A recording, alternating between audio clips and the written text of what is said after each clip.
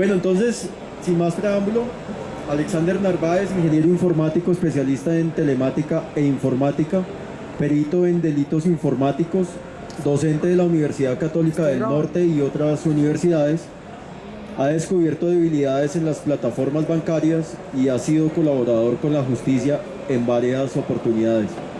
Los dejo entonces con Alexander y una charla acerca de hacking bancario. Buenas tardes. Bueno, como decía el compañero Alberto, yo soy docente, entonces voy a tratar de explicar todo de una manera, digamos, muy entendible para todos. Porque por acá han pasado unos magos pues, que saben demasiado, pero no todo el mundo tiene el mismo nivel ni el mismo grado de conocimiento. Entonces yo trato de llevar todo a un lenguaje que todo el mundo lo pueda como asimilar. Entonces voy a tratar de explicar todo de la manera más entendible posible. ¿Listo?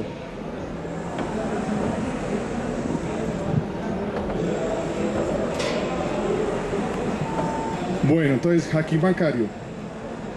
Bueno. En el underground, como nos decimos nosotros, a mí me conocen con el nombre de Sapnar Panea. Ahora se van a dar cuenta por qué es en inglés. Bueno, lo que ven ahí es una imagen de la película Hit. La película Hit, que fue rodada en el año 95, donde participan dos grandes maestros del séptimo arte como son Al Pacino y Robert De Niro, muestra una banda de delincuentes profesionales que le roban a los bancos. Hay una escena cuando hacen el robo más grande del banco, donde hay un tiroteo que dicen que es la escena más violenta que se ha filmado en Hollywood, ¿cierto? Entonces uno admira en esa película el grado de inteligencia pues, que muestran para robar los bancos y todo eso. Esta película de hecho inspiró el asalto a mano armada más fuerte que ha habido en la historia, que fue en Los Ángeles, donde dos tipos que tenían esta película asaltaron el Banco el Banco de América. Obviamente murieron en el intento, pero ellos utilizaron armamento muy pesado y desde entonces la policía de Los Ángeles ya utiliza armas automáticas. ¿A qué quiero ir con esto? O sea, hablando de inteligencia, esto fue en el año 95, ¿cierto? Pero como siempre la realidad supera la ficción. Un año antes, en el año 94, un matemático y programador ruso llamado Iván Vladimir Lenin hizo el asalto bancario virtual más grande de la historia. Esta persona logró trasladar $10 millones del Citibank y moverlo a cuentas piratas.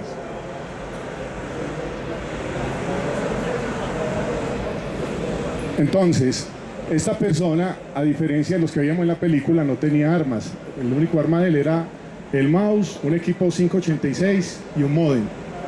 O sea, era un equipito muy viejito, pero tenía una inteligencia pues abrumadora. Este tipo lo que hizo fue que utilizaba los tonos de los teléfonos y así fue como lograba capturar las contraseñas. Bueno, en el año 2001, mucho antes de que se cayeran las torres, un camarero neoyorquino, ayudante de cocina, hizo también uno de los fraudes más grandes por internet. Esta persona, conocida como Abraham Abdala, suplantaba identidad. Esta persona compró una revista llamada Forbes, donde aparecían 200 de las personas más ricas de los Estados Unidos y aparecía la fecha de nacimiento de ellos. Resulta que hay algo que se llama mnemotecnia o mnemotécnica. Lo que esta persona experimentó, él no era ni programador ni nada, sino que era un tipo muy curioso. Entonces se dio cuenta que la contraseña de muchas de estas personas era la fecha de nacimiento. Entre ellos estaba Steven Spielberg, esta famosa negrita llamada Oprah, bueno, y muchos más. El caso es que el tipo se demoraron para cogerlo porque él movía pequeñas cantidades, hasta que se animó a mover $10 millones y es donde lo cogieron. Pero lo que muestra esto es la capacidad que tiene una persona simplemente con la creatividad, sin necesidad de ser programador. Bueno, en el año 2006, nuevamente el Citibank. Hay un caso conocido como el caso Garner, donde unos hackers tuvieron acceso a servidores transaccionales, es decir, obtuvieron los PIN, o sea, la información para poder clonar tarjetas de débito, o sea, los TAs de las tarjetas, que ahorita vamos a ver de eso, y obtuvieron los PIN cifrados y pudieron clonar tarjetas y retirar $millones. Bueno, venimos al punto como que nos parece importante, porque nosotros escuchamos siempre historias de hackers de otras partes, cuando se trata pues específicamente del sector bancario. Pero entonces uno me pregunta, ¿y en Colombia ha sucedido esto? ¿Ustedes qué creen? ¿De a uno? Exactamente lo que dijo el compañero. Sí, pero no lo divulgan. ¿Por qué no lo divulgan? Porque muchos de los noticieros son patrocinados por entidades bancarias, como en el caso de Caracol, donde vemos que Bancolombia es uno de los patrocinadores fuertes. Yo hice un documental para un canal de acá, ahorita les voy a mostrar un pedacito que salió en el Casa Noticias. De hecho hicimos dos documentales, uno donde yo muestro las técnicas para uno, digamos, hurtar por internet, ¿cierto? Y el otro donde un ex empleado de una entidad mostraba cómo sin tocar el computador podía hacer transacciones solo utilizando la línea telefónica, ¿ya? Al final, como no venía preparado, entonces por eso no había traído los videos.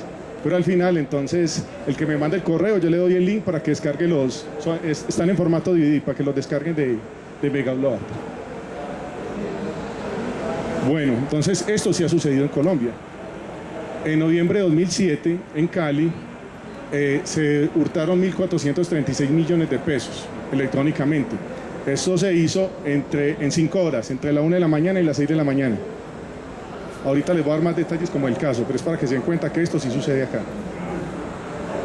En Santa Marta, a 212 usuarios de Bancolombia, este pedacito sí salió en las noticias, eso hubo que aplaudirlos ese día. Le robaron en total 308 millones de pesos. Y eso también fue en cositas de horas. Ahorita vamos a ver cómo es que se hace eso.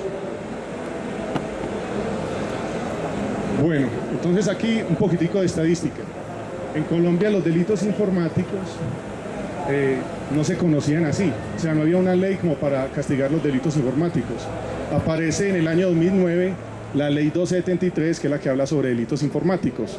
Antes en el Código Penal habían algunos artículos que en una forma muy ilusoria mencionan un poquitico algo que uno podía relacionar con delitos informáticos, pero es en el año 2009 cuando aparecen en sí los delitos informáticos.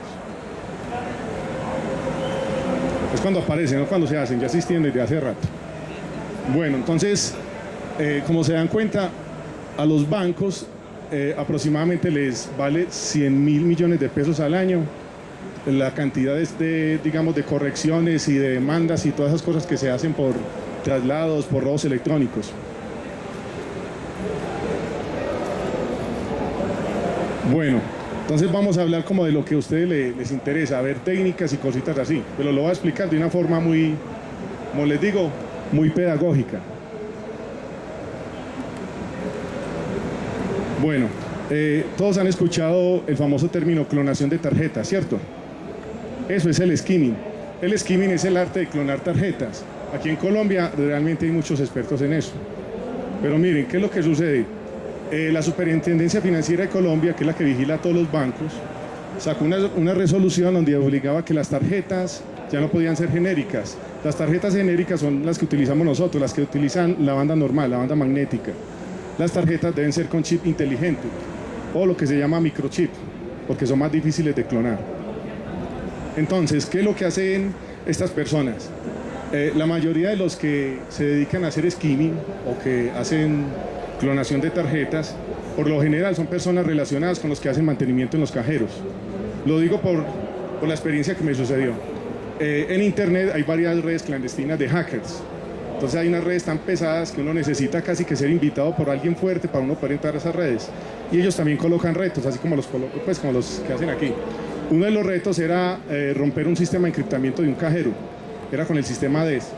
Entonces yo logré cumplir con ese reto y me contactaron diciéndome que me fuera para Venezuela, que me pagaban el viaje y toda la cosa. Entonces uno piensa que eso es pura caspa.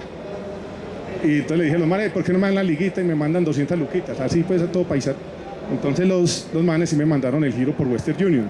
Entonces yo ya empecé como a creerles. Entonces me dijeron que me mandaban el pasaje pues para que me fuera para allá. Y yo les dije que ¿por qué no venían? Porque yo me la paso muy ocupado. Y los manes llegaron. Y los manes identificaron que trabajaban para la red de Banesco, que le hacían mantenimiento a la red de cajeros de Banesco. Y que ellos lo que pasa es que el archivo, el backup que guarda el cajero, guarda hasta más de 10.000 líneas de código. Entonces ellos se demoran hasta 2 semanas haciéndole auditoría a un cajero. O sea, sacando, por ejemplo, las cuentas y mirando cuántas veces accedió determinada tarjeta a un cajero. Entonces yo les hice un programita que me lo pagaron muy bien, por cierto, ahorita lo muestro, Y después me di cuenta, por la información pues, que saqué del computador de ellos, que ellos clonaban tarjetas. Lo que pasa es que ellos no las sacan en Venezuela, sino que se iban para las islas, por ejemplo, para el Caribe, y por allá era donde sacaban el dinero. Entonces, ¿qué es lo que hace un cajero? Cuando usted introduce la tarjeta y hace la transacción, la información es encriptada. O sea, hay un sistema que se llama DES, y hay uno que se llama, pues hay 2DES y hay triple DES. En Venezuela, por ejemplo, en este momento trabajan con triple DES. Entonces, ¿qué es lo que hace ese sistema? Convierte a hexadecimales, digamos, la contraseña y la información que captura el ATM o el cajero automático. Bueno, hay 3 casas motrices de cajeros que son muy conocidas, que son Diebold, Wincore y Nisdorf. ¿Ya? Entonces, la mayoría de esos cajeros, aunque ustedes no lo crean, trabajan con sistema operativo Windows. Muchos con Windows NT, Windows 2003 y hasta Windows XP, inclusive aquí en Colombia. No sé si se han dado cuenta cuando se ha caído la red de cajeros en Bancolombia que aparece, inclusive se logra el sistema operativo. Entonces, esa es la ruta donde se guarda el archivo CCPROD. El archivo CCPROD es el que hace el backup de un cajero automático. Ahí es donde quedan todas las transacciones. Las transacciones quedan en cadenas de texto. O sea, él hace un cifrado con el sistema DES y quedan en cadenas de texto. Lo que hay que hacer es sacar la información de esas cadenas de texto, o sea, descifrarlo. ¿Ya? Entonces, aquí estoy mostrando el ejemplo de una transacción real. Ahorita les voy a mostrar información que nunca he mostrado al público, que es real de cajeros automáticos. Este es el ejemplo de una transacción. Ahí aparece la fecha, la hora y está encriptada la cuenta y está encriptada la contraseña, o sea, utilizando el sistema DES. La voy a colocar en otro color para que la vean más pulidita. Entonces, en color rojo aparece la cuenta o la información que va en la tarjeta. La información que va en la tarjeta está entre el punto y coma y el signo de interrogación. La información que va, o sea, el cifrado del PIN aparece entre /1C y /1C. Pero uno tiene que saber, digamos, hacer un buen algoritmo, porque muchas veces se repite 1C y no cumple con la cantidad de caracteres que uno necesita para determinar dónde está la contraseña. Y además hay algo adicional. En Banesco, en Venezuela, tienen un poco más de seguridad que acá. Cuando usted va a hacer una transacción en un cajero, le piden de manera aleatoria los 2 primeros o los 2 últimos números de la cédula. Entonces, si a usted le clonaron la tarjeta, pero la persona no sabe la cédula, entonces se le dificulta un poquito más.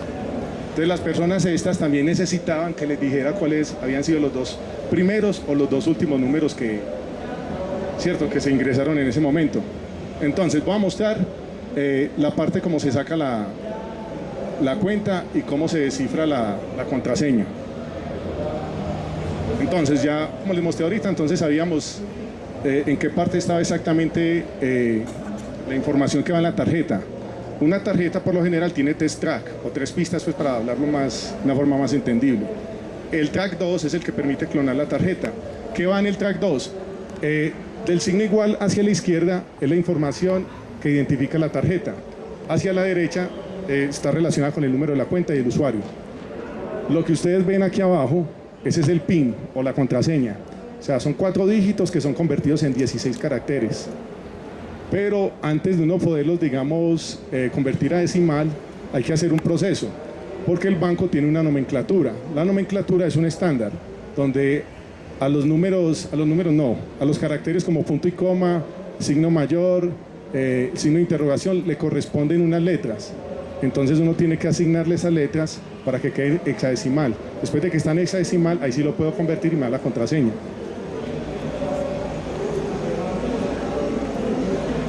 Listo, entonces miren las letras que le corresponden a cada signo. Ese es un estándar que se maneja inclusive aquí en Colombia. Entonces ahí está, por ejemplo, que la A